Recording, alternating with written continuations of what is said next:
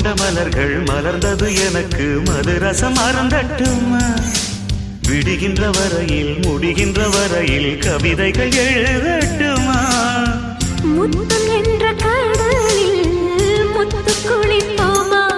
அழகு அழகு ஓ நீ நடந்தால் நடையழகு அழகு நெருங்கி வரும் இடையழகு அழகு வேலெறியும்